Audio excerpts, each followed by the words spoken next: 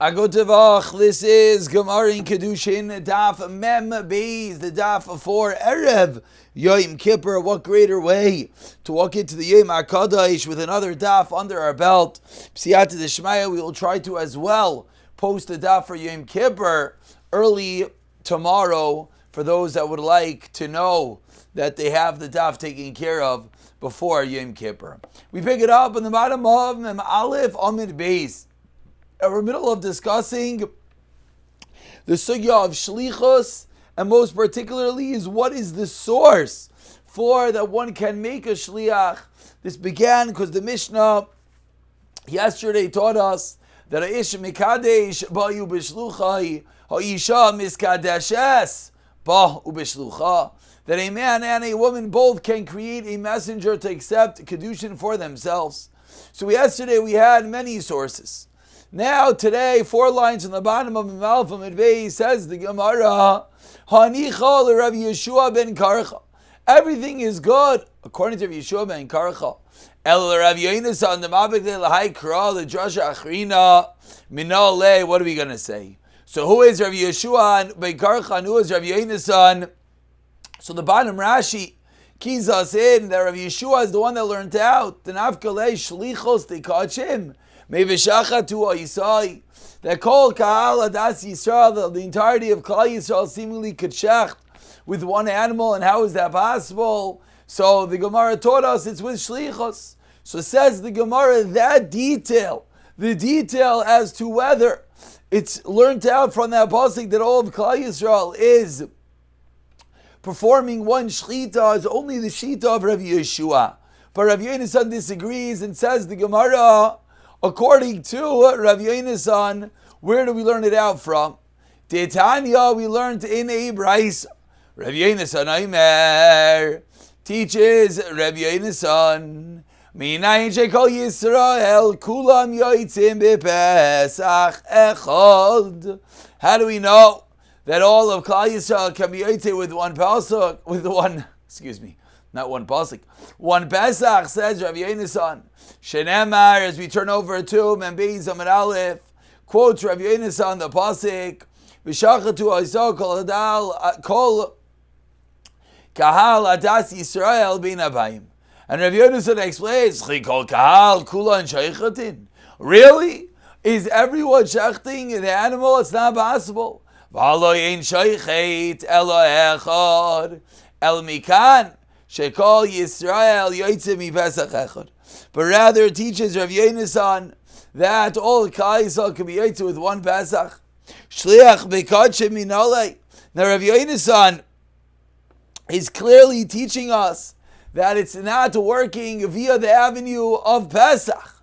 Tab Rashi points out to Pesach Echad, even though there is not a kazayis, of course, in one animal for everyone, because Rav Yonasan has an interesting opinion that he holds that when it comes to the Karban Pesach, even though we are generally accustomed to the Karban Pesach having to do with the Achila, says Rav Yonasan, no. The Zrika Lechod is all that's necessary. So says Rav Yonasan, you could be yaitz even without eating the animal. So says the Gemara, Shliach B'Kachin Minalei. So where does Rav Yonasan know that there's a concept of shlichos with regard to karbanos kachim? Says the Gemara, Minei. What do you mean? He learns it from that pasuk, which probably made the kasha a little bit difficult because everyone was anticipating this answer. As Rashi says, Minei minakra atzmai. From Mikra Atzmai for this pasuk, the Mikol Ma'akayim, because at the end of the day, very good, he's learning out that they all don't have to eat from the carbon. However, who's shachting that carbon Pesach? Clearly one person for everyone else. So Rabbi Yonasan will learn from the same pasuk, says the Gemara. So says the Gemara, okay. So Rabbi Yonasan is going to learn 2 things from this pasuk. Number 1, there's no din achila, as not everyone can certainly eat from the same animal. And number 2, mineh, you'll learn shlichus. He'll learn that one person is shachting for everyone. Asks the Gemara 1 second, Vidilma, perhaps this case is different. Shiny awesome. Why? That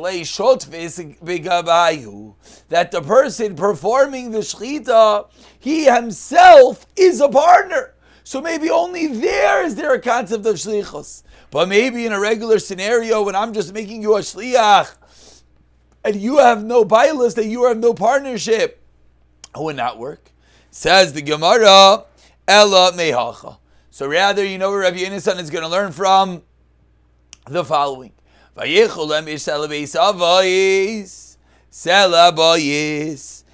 in the pasuk, they each take an animal for themselves, an animal per household. So here we see one person is taking for everyone. Says, what do you mean? The same kasha.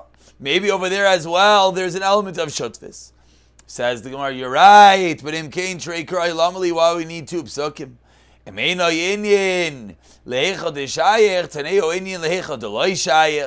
So you're right, but so if we don't need it for this topic, place it for elsewhere.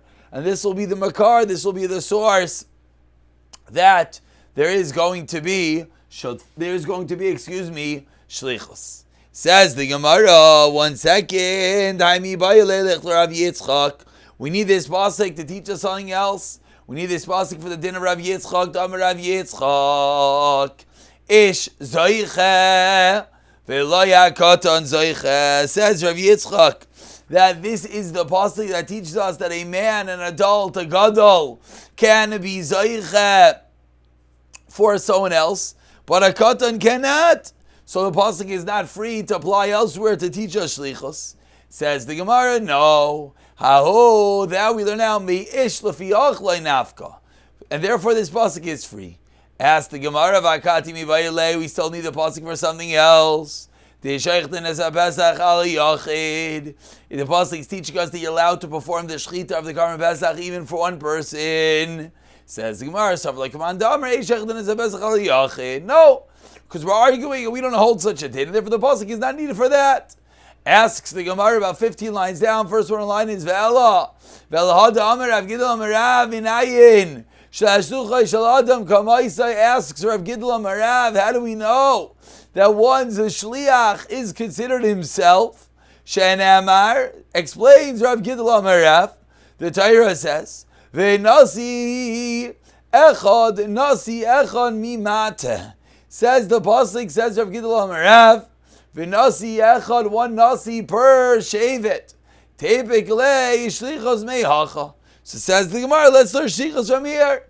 Just like once we're learning shlichos adam kamaisai, certainly there's a concept of shlichos. So says the Gemara, this is going to be the makar for shlichos. Why do we need to learn? And this really, we should pause for a moment. This kasha, is really going back on the whole daf of yesterday. Yesterday we concluded that we learned out shlichos from Kiddushin, to Kiddushin, from Kodshim, and therefore we can apply it everywhere. Says the Gemara, wait, why don't we learn it out straight from Nasi Yachan Mimata, and that should be the makar for shlichos. Asks the Gemara, V'tizra da shlichosu. Really? Is that teaching us shlichos? V'ketani lavanei shlichos nino. Elo ki ha di Rava bar Ravuna. Damar Rava bar Ravuna Amar Rav Gidl Amar Rav. A similar but slightly nuanced, different statement of Rav Gidl Amar Rav. Minayin shezachan la'adam shaloi bivanav. How do you know that one could acquire for someone else, even not in front of him? Shenemar. That's what we learn out from this pasuk. V'nasi echad. So zachladim shal b'fanav. Therefore, that's going to teach us shlichos. Asks the Gemara, 1 second, but perhaps the Tizra zuchosi achayva namiika. But there is some element of chayv. Deika denichalei bahar, v'lo nichalei bebika. V'echa denichalei bebecha, v'lo nichalei bahar. So says the Gemara, the pasuk is talking about nasi echad. The pasuk is talking about the giving out of Eretz Yisrael. Ask the Gemara, but how could that be a source of Zachal Adam Shalom B'fanav? Maybe someone wants a different part, a different plot. Everything is subjective. Who wants to live where? V'yela says the Gemara, third attempt. Kidrava bar Ravuna Amar Rava bar Ravuna Amar Rav Gidl Amar Rav Minayin liyasaymim shabau lachloik b'nichsei aviyem. When when the children want to come to apportion and divide the estate of their father. How do I know? Shebezdin mamidilem apotropos. Bezdin gives over an apotropos, an appointee, to take care of the division on behalf of the children. L'chayv ulischos, whether it's for their good or not. L'chayv amai. What do you mean l'chayv? What do you mean? The whole point of the apotropos is not to be a chayv. The whole point of the apotropos is to do what's good for the kids. L'chayv al minas l'schos. You're right. Just sometimes, momentarily, at the moment, it's a chayv, but eventually it comes out to be for their benefit. So where do we learn that from? And that's going to be the source for zachin in the scenario of the Yisaimim. And therefore, this is not a question on our sugya. It's not teaching us a din of shlichos, because it's a separate mechanics of an apotropos acting on behalf of the Yisaimim. Continues the Gemara. We're 7 lines from the right lines at the 2 dots. Amar Rav Nachman Amar Shmuel, going on the last thing that we just quoted. Yisaimim sheba'u lachlo b'nichsei aviyem. Yisaimim come to divide up the land of their fathers. Bezdin mamidim. Bezdin appoints apotropos ubayrim lahem. And this apotropos, the appointee of Bezdin, chooses for them chilek yafa, a good portion. And when these kids grow up, they can protest, they don't want that portion. For Nachman Didei Amar him Igdilu, no, ein yechilim limchais. So a sidebar machlek is after we have the division of the apotropos, after Bezdin appoints the appointee of Bezdin to act in their behalf, and he does. Can the kids, when they become gedolim, protest and say they didn't want that portion? Says Rav Nachman, no. Says the Tanakama, Nachman Amar Shmuel, yes. So the name of Shmuel, the answer is Higdilu Yechoyle Limchais. Rav Nachman Didei says they cannot. Why not? Says Rav Nachman.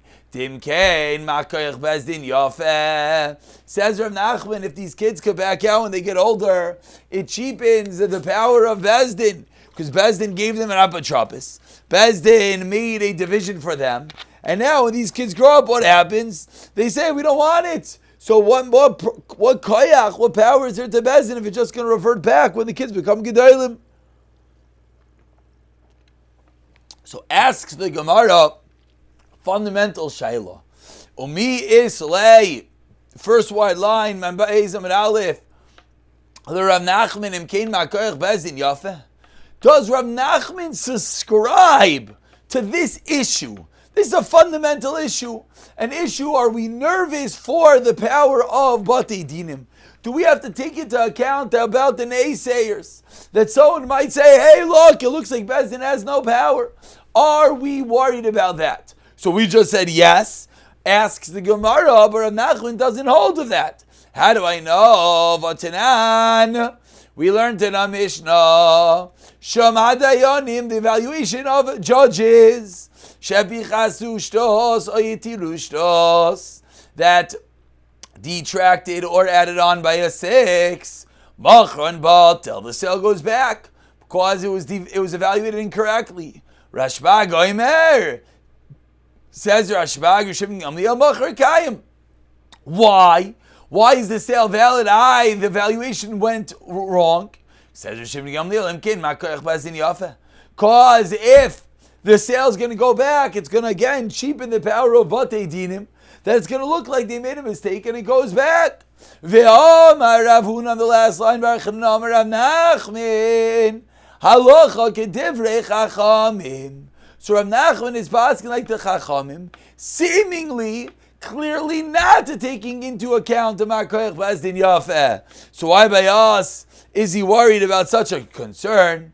Answers the Gemara, Loi Kasha. As we turn over to Mem Beis, Amid Beis, Loi kasha, why not? Says the Gemara, haditau, hadiloitau. In a case where they made a mistake, it's going to be different where they did not make a mistake. What do you mean if they didn't make a mistake? So what do you mean they could protest? Says the Gemara, our case is going to be different. Because in our case, the Yisayimim could always say, I wanted a different side, a different direction. And that's the reason why Rav Nachman was nervous. And he said, Makoyach Bezdin Yafeh. Whereas in the other case,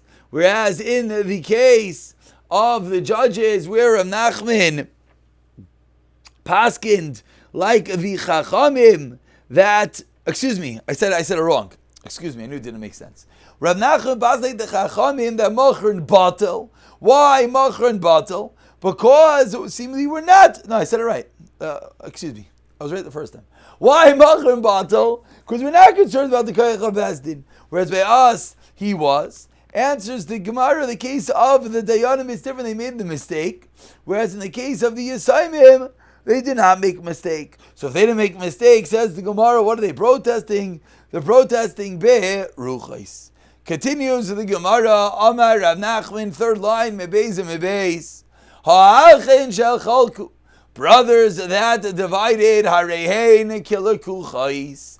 They're considered like purchasers as if they purchased from each other. We'll explain in a moment. Palchas mishos niklech mekach. Yezer al shtos batal mekach. Shtos kana umachser oina. And here we get involved in the classical dinim of oina, of overcharging. The case of overcharging is if someone messes up an evaluation, charges more than a 6, the halacha is the sale is batal. Someone charges less than a 6, then the halacha is the sale is valid. If someone charges exactly a 6, the halacha is kaina, the kinyan works to machzeraina. So it says Rav Nachman, brothers that divide an estate. We have Reuven, Shimon, their father was Nifter, and they're dividing the estate of their father. So Reuven takes one portion, Shimon takes another portion. Says the Gemara, we view it as if Reuven and Shimon are purchasing from each other from the greater estate. Therefore what? Therefore, if they messed up by a 6 or more than a 6, I should say, the division is batal. Less than a 6, it's valid. A 6 itself, you have to return the overcharging. Amar Rava, says Rava, let's understand this one drop deeper. Damar, that which you just said, Palchos meishtos, less than a 6, nikne mekach. The sale is valid. The only time if they messed up by less than a 6, the sale is valid is when they did not make each other a shliach. Aval. However, shavyo shliach. If he made the other one a shliach, Amar, then he could say, I made you a shliach for my benefit and not for my detriment. And then even if the messed up evaluation is less than a 6, he could go back and demand a new evaluation because I only sent you to do what's good for me. And continues Rava, Yeser mishtos batal mekach. Loy amaran is only elad loy amar nifligan bishuma. If he didn't say evaluate with an evaluation, the veidina of bezdin. Aval amar, but if he said nifla bishuma the veidina, then machran kayon. Then it's going to be valid. Why? Titanam we learned in a mishnah shoma dayanim shevichso shos asdirish shos machran batal and rashba gomer machran kayon. So we're going to the opinion of Shimon Gamliel, and therefore if he said that I want to do the division in the evaluation of Bezdin, then even if it's more than a 6, Machran Kayan. And finally, Rava explains the third and final day in Vahada Amara, and that which we said in the Braisa. This is the memory of Rav Nachman, Vahada Amara and Shtos, exactly a 6, Kana Machzar Aina. Explains Rava Lei Amar Nel B'Metalti, that is only by movable items. Aval Mekarkai. The famous rule, Ein Oina Likarkais. There's no such thing as overcharging when it comes to land. Land is subjective. People want different values of land, and therefore there's no such thing as overcharging when it comes to land. Asks the Gemara, B'makarkai lo yamaran. And Rava further qualifies. So number one, by karka inayna. Number two, by karka ilayamarnel the plug be iluyai. Says Rava, it's only when they evaluate it according to the value.